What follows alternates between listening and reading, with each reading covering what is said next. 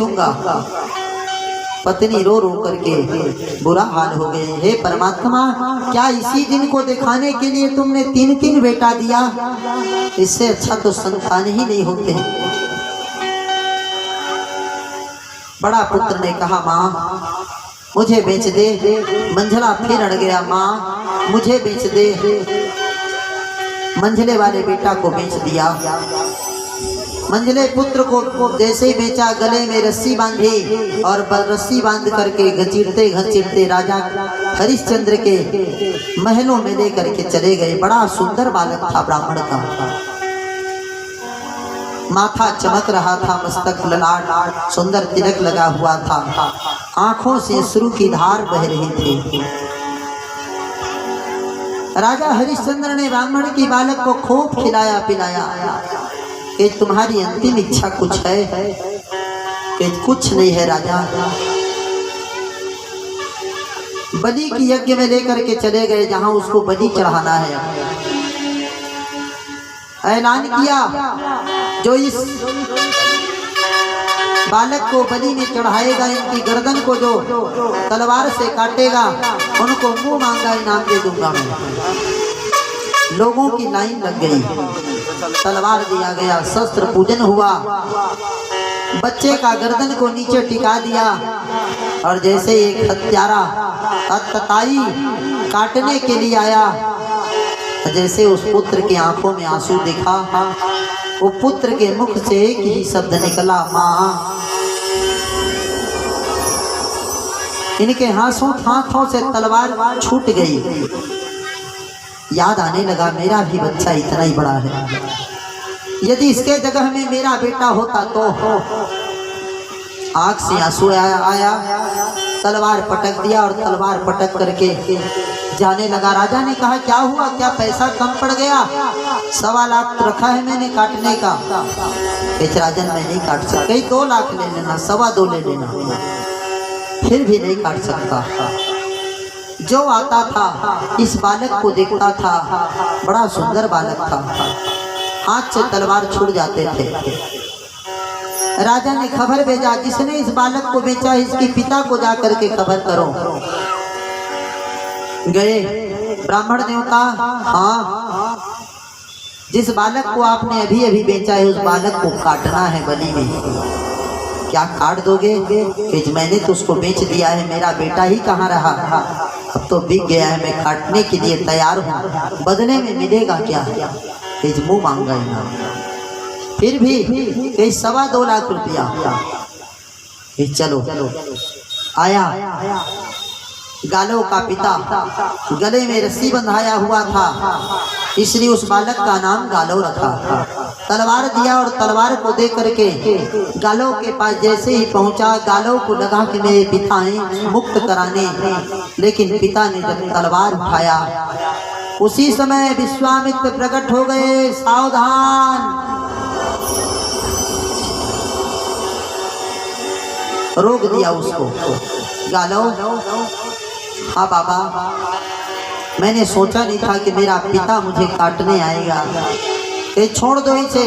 हरिश्चंद्र ने कहा, मैंने वचन दिया है वरुण से मैं बना लूंगा, तुम इस बालक को छोड़ दो। बालक को विश्वामित्र ने ही रख लिया। जाते जाते विश्वामित्र ने हरिश्चंद्र से कह दिया, मैं तुमसे टक्कर जरूर लूंगा। मैं सुना था ना, रघुकुल रीति सदा चली आई, प्राण जाई पर वचन न जाई। क्या यही तेरा वचन था? तूने कहा था अपने बच्चे को बलि में चढ़ाऊंगा कि खरीद के चढ़ाऊंगा। चलो तुमसे तो मैं बाद में मिलूंगा। समय आने पर वही राजा हरिश्चंद्र एक दिन एक सुअर का पीछा करते करते, उसकी शिकार करते करते जंगल में गया, थक गया था। वो सुअर कोई और नहीं, विश्वामित्र ही थे बने थे सुअर। आंखों से ओझल हुआ, बाणों से बिघा हुआ था, आंखों से ओझल हुआ। इतने में राजा हरिश्चंद्र मार्ग भटक गए। प्यास लगी थी, नदी के पास में आए, जल पिए। जल पी करके जैसे ही नदी में चढ़े ऊपर, इतने में विश्वामित्र ऋषि प्रकट हो गए। राजन तू धन्य है, आज जानते हो आज कौन सी तिथि है? आज अमावस्या है। आज के दिन जो इस नदी में स्नान करते हैं और स्नान करके जो दान देते हैं, उनको अश्वमेध यज्ञ करने का पुण्य प्राप्त होता है। और मैं सुना हूँ तू बड़ा धर्मात्मा राजा है। राजा हरिश्चंद्र ने कहा इस नदी में, अरे नदी की बड़ी महिमा है, जैसे कार्तिक में कार्तिक नहाने की महिमा है ना, है ना, है ना, कार्तिक मास में नहा स्नान की बड़ी महिमा है और दीपदान की भी महिमा है। इसीलिए लोग स्नान करते हैं और दीपदान करते हैं। दीपदान करने से कार्तिक महीना में यम का वास छूट जाता है और वो जाता है तो ज्योति जलते जलते उनका आत्मा वैकुंठ जाता है। सुखदेव कहते परीक्षित, जैसे ही विश्वामित्र ने माया का ऋषि है बनाया और ऐसा मोहित किया, स्नान करवा लिया, स्नान करवाने के बाद में दान ले लिया। कितना कि 11,000 स्वर्ण मुद्रा दे दे तो दिया। संपूर्ण राज्य को मैं देता हूँ, क्या करोगे? कि ब्राह्मण कन्याओं का विवाह कराना है, अनाथ लोगों का मकान बनवाना है, कि संपूर्ण राज्य को मैंने दे दिया, आप ले लीजिए। अब दक्षिणा तो हो गई, दक्षिणा के बाद होती है भूर्सी दक्षिणा, होता है कि नहीं? दक्षिणा 2 बार होती है, एक बार दक्षिणा, दूसरा भूर्सी दक्षिणा। कहीं भूर्सी दक्षिणा दे दो, कहीं भूर्सी दक्षिणा तो अपने पास अभी आपको आना पड़ेगा अयोध्या। ठीक है, कल मैं प्रातः पहुंच जाऊंगा। प्रातः काल विश्वामित्र ऋषि का रूप लेकर के पहुंच गए। राजन मेरी दक्षिणा दे तो दिए थे, लेकिन अब देने की इच्छा नहीं हो रही है। कई लोग दक्षिणा तो बोल देते हैं, है ना, है ना, अब बोलने के बाद में सोचना पड़ता है कि दें कि ना दें, दें कि ना दें। यही हुआ। राजन यदि नहीं दोगे तो मैं श्राप दे दूंगा। राजा हरिश्चंद्र कांप गए। राजा हरिश्चंद्र की पत्नी थी सैव्या, दूसरा नाम हरिश्चंद्र की पत्नी का नाम तारा। तारा इसलिए था क्योंकि वो तारा के समान जगमगाती थी। तारा, हाँ स्वामी, मैंने दान कर दिया है संपूर्ण राज्य को, क्या करूं? यदि नहीं देता हूं तो मेरे से बड़ा पापी नहीं होगा। सूर्य वंश में आज तक किसी ने झूठ बोला नहीं है। ठीक है स्वामी, संपूर्ण राज्य तो आपने दे दिया है, कि दे दो। आज संपूर्ण राज्य को दिया, फिर भी दक्षिणा पूरी नहीं हुई, भूर्सी दक्षिणा बच गया। कि राजन मेरी भूर्सी दक्षिणा दे दो। कि भूर्सी दक्षिणा तो नहीं है, तो फिर ये दक्षिणा ले लो और मैं श्राप देता हूं। रुक गए कि मैं आपका भूर्सी दक्षिणा भी चुका दूंगा। काहे से चुकाऊंगा? कि महाराज अभी तो मैंने धन का दक्षिणा दिया है, अभी तो मैं धनवान बचा हूं। संपूर्ण राज्य को दक्षिणा दिया और भूर्सी दक्षिणा चुकाने के लिए ये राजा हरिश्चंद्र, हरिश्चंद्र का बेटा रोहित, रोहित और हरिश्चंद्र, उनकी पत्नी तारा, ये तीनों के तीनों बनारस के लिए निकल गए। और बनारस में आज भी हरिश्चंद्र घाट है।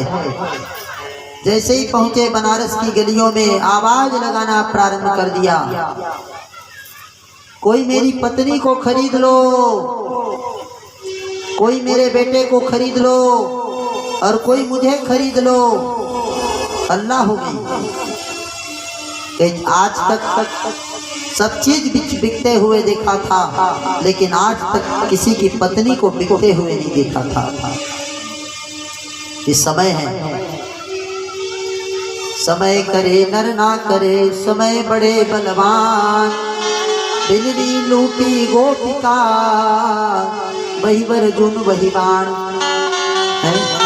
एक राजा के समय देखिए, एक राजा की रानी के समय देखिए, राजा की रानी की समय देखिए, एक राजा की रानी के समय देखिए, एक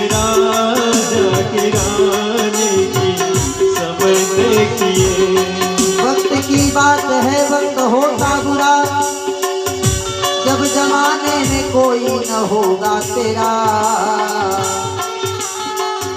याद आने लगे उस समय उस घड़ी, याद आने लगेगी समय उस घड़ी।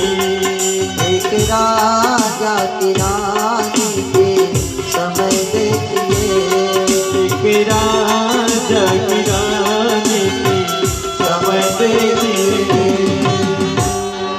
बाजार लगा दिया, लोग सौदा करने के लिए आए। राजन कितने में दोगे अपने पत्नी? विचार करिए, कितनी दुख की बात है।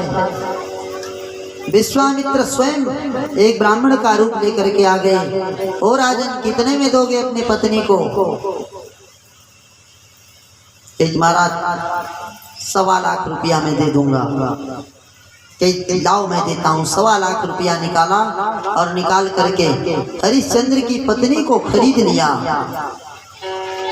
आज हरिश्चंद्र की पत्नी भरी बाजार में बिक गई। जैसे ही बिकी, रोहित बच गया। माँ को लेकर के जाने लगे तो रोहित रोने लगा, माँ मैं भी जाऊंगा माँ। बेटा बिना बाप के रह सकता है लेकिन बिना माँ के नहीं रह सकते। माँ मुझे भी ले चल माँ। बालक रोने लगा, माँ मुझे अपने आंचल में छुपा ले, गले से लगा ले कि और मेरा कोई नहीं। माँ मुझे अपने आंचल में छुपा ले, गले से लगा ले कि और मेरा कोई नहीं। ओ माँ मुझे अपने तू आंचल में छुपा ले, गले से लगा ले कि और मेरा कोई नहीं। माँ तुम छोड़ दोगे तो मैं मर जाऊंगा। नन्हा सा बालक है, 7 साल की अवस्था है रोहित का। आंख से आंसू आ रही है। माँ रो रही है, तड़प रही है। माँ अपने छाती को पीट रही है। सौदा हो रहा है। खरीदार ने कहा, गैया खरीदोगे ना तो बछड़ा को फ्री में दिया जाता है, बछड़े का पैसा नहीं दिया जाता। राजन यदि इस बालक को देना है तो फ्री में ही दीजिए। बालक रो रहा है। राजा ने कहा, ये ऐसा वैसा बालक नहीं है, राजपुत्र है। इनकी चरण की तलवे को तो देखो, शंख और चक्र का चिन्ह मिलेगा तुम्हें। ये राजपुत्र है, इसका भी कुछ दे दो। 1.25 लाख रुपया बच्चे का भी दिया। माँ और बेटा को खरीद लिए। माँ और बेटा को खरीद करके ले करके जाने लगे। राजा हरिश्चंद्र के आंखों में आंसू है। लेकर के विश्वामित्र चले गए। रखा, जैसे ही गए विश्वामित्र, नारायण, बालक और माँ दोनों को अलग कर दिया। रोहित ने कहा माँ, विश्वामित्र ने कहा खबरदार, आज से इसको तुम माँ मत कहना। और तारा से कह दिया, तारा यदि तू इस बच्चे को जिंदा देखना चाहती है तो इस बच्चे को बेटा मत कहना, क्योंकि तुम दोनों के दोनों बिक चुके हो पैसा में। मैंने बीच बाजार में तुम दोनों को खरीदा है। विचार करिए, आज एक माँ अपने पुत्र को बेटा नहीं कह पा रही है, एक बेटा अपने माँ को माँ नहीं कह पा रहा है। दोनों के दोनों माँ और बेटा विश्वामित्र के यहाँ हैं। माँ का स्थान अलग रख दिया और बेटा को दूर में रख दिया। दोनों से सवेरे से शाम तक काम लिया जाता है। माँ और बेटा को कभी मिलन नहीं होता है।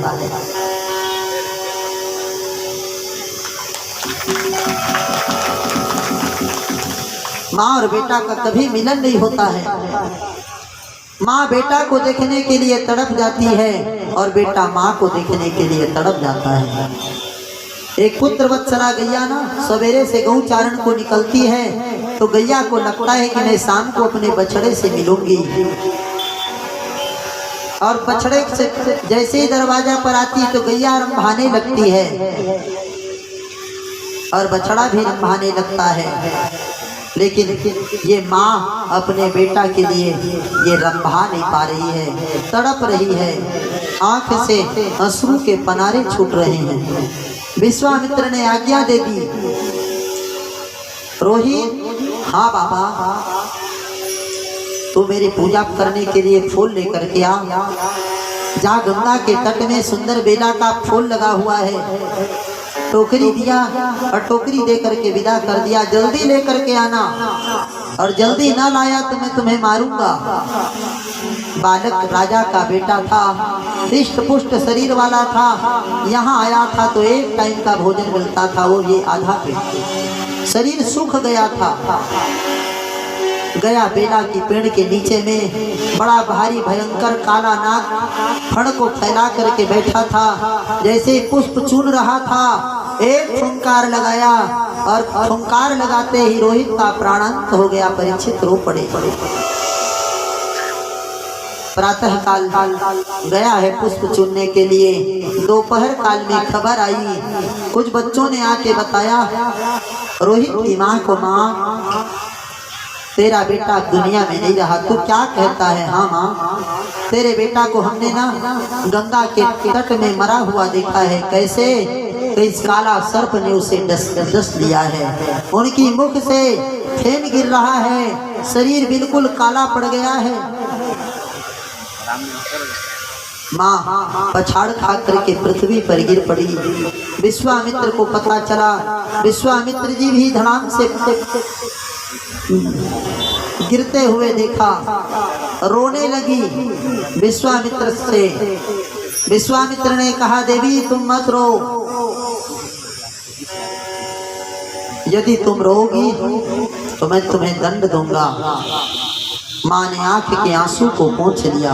विचार करिए, किसी माँ की बेटा को सर्प ने काट लिया हो, वो माँ अपने बेटा के लिए आंसू भी नहीं बहा पा रही है। जैसे ही विश्वामित्र ने आज्ञा दिया, देवी पहले तुम बर्तन साफ कर लो, फिर भोजन पकाना। बाबा मेरा बेटा मरा पड़ा है, जाऊं? ना ना, उसको मैंने खरीदा है, तड़प रही है। भोजन पक गया, भोजन करा दी। भोजन कराने के बाद संध्या काल हो गया। बाबा मैं अपने बेटा से मिलने जाऊं? ना ना, अभी तो संध्या काल हुआ है। भोजन बना, फिर भोजन बनाई, फिर खिलाई। बाबा मैंने तो भोजन आपको करा लिया, मेरा मरा हुआ बेटा पड़ा है, क्या उसे देखने मिलने जाऊं? नहीं, मेरी चरण में बहुत दर्द हो रही है, मेरी चरण में तेल लगा और चरण दबा। बैठ गई। बाबा मेरा बेटा मरा पड़ा है, मैं जाऊं? मना कर दिया, तू नहीं जा सकती। कब तक बाबा? कि जब तक मेरा नींद ना पड़ जाए तब तक तू मत जा।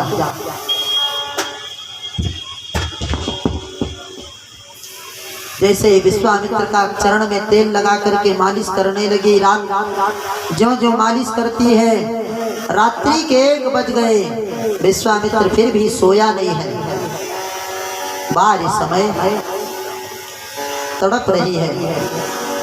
आज ये रात कितना लंबा लग रहा है। रात्रि के 2 बज गए, आंख से आंसू टपक रही है, रोती है तो विश्वामित्र उड़ जाता है, तू मत रो, अगर रोएगी तुम्हें दंड दूंगा। मुस्कुरा। कौन माँ है जिसका बेटा मरा पड़ा हुआ हो और माँ रोना छोड़ करके हंस पाएगी? माँ तड़प रही है। धीरे धीरे विश्वामित्र का नेत्र बंद हुआ। महाराज मैं जाऊं? नींद पड़ गया। तुरंत वहां को छोड़ करके दौड़ी। बेटा रोहित, यही दौड़े दौड़े माँ जैसे गंगा के तट पे पहुंची, बेटा रोहित का शरीर पड़ा हुआ था। छाती पीट पीट करके रोने लगी, हे विधाता, क्या इसी दिन को दिखाने के लिए तूने मुझे बेटा दिया था? यदि ये दिन को दिखाना ही था तो बेटा क्यों दिया? इससे अच्छा तो मैं बिना पुत्र के थे। माँ छाती पीट पीट करके रोने लगी, तड़प रही है, पछाड़ खा करके धरती पर गिर जाती है, कहती है हे विधाता, मैंने सोचा था मैं अपने मेरा बेटा मुझे मरने के बाद कंधे में लेकर के शमशान ले जाएगा, लेकिन कैसी मोड़ ला करके खड़ा कर दिया। तो आज एक माँ अपने बेटा को कंधे में उठा करके कैसे जाएगी? धड़ाम से पृथ्वी पर पछाड़ खा करके गिरी, छाती पीट पीट करके रोने लगी। गंगा का किनारा है, आकाश में बिजली गरज रही है, भयंकर रात है, तड़प रही, छाती पीट पीट करके उठाती है। बेटा रोहित, एक बार माँ कह दे बेटा, एक कान तरस रही है तेरे आवाज सुनने के लिए। धड़ाम से गिरती है, बेसुध हो जाती है, होश नहीं आता, फिर उठती है, फिर अपने आप को समझाती है और रोती है, बना के क्यों बिगाड़ा रे, बिगाड़ा रे नसीबा, ऊपर वाले, ऊपर वाले, ऊपर वाले, ऊपर वाले, बना के क्यों बिगाड़ा रे,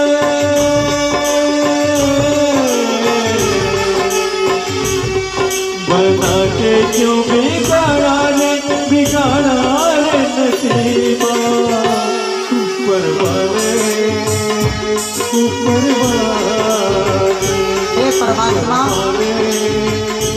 ऊपर इससे अच्छा तो मुझे बेटा ही ना दिया होता। माँ तड़प रही है, छाती को पीटती है, पछाड़ खा करके धरती पर गिर जाती है। मैंने सोचा था मेरा बेटा कंधे में उठा करके मुझे शमशान ले जाएगा, फिर मेरी चिता बनाएगा, फिर मुझे अग्नि संस्कार देगा, लेकिन हे विधाता, एक कैसा मोड़ खड़ा कर दिया।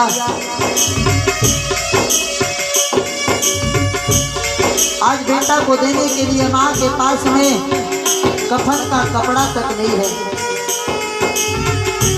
ऊपर वाले, ऊपर वाले, ऊपर वाले, ऊपर वाले, ऊपर वाले, ऊपर वाले, ऊपर वाले, ऊपर वाले। माँ ने आज बेटा को छाती से उठा लिया। रोही, एक बार माँ कह दे बेटा, अंतिम समय में तेरा दर्शन भी नहीं ना कर पाई। रो रही है, चल रही है, उठा करके रोहित को गिर जाती है। कुछ लोगों ने घेर लिया तो बच्चे को मार के खाने वाली है।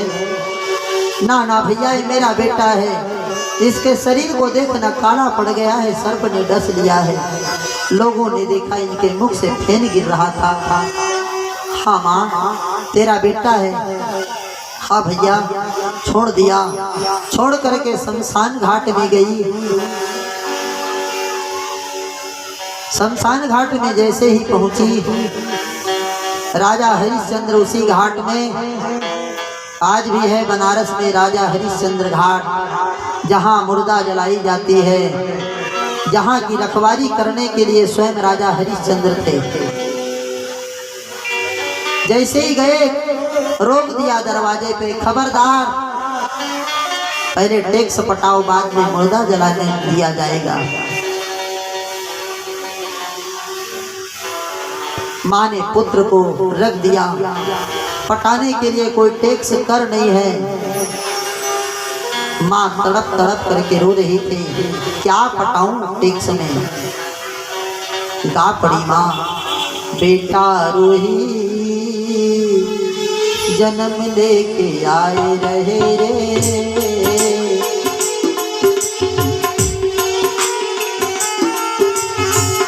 तड़प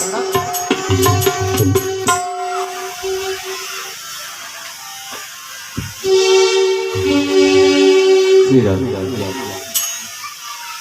समय का पहिया पता नहीं किस समय कैसा मोड़ ले लेती है। जो राजा था आज वो रंग हो गया, पता नहीं अब और उनको क्या क्या समय देखना पड़ेगा।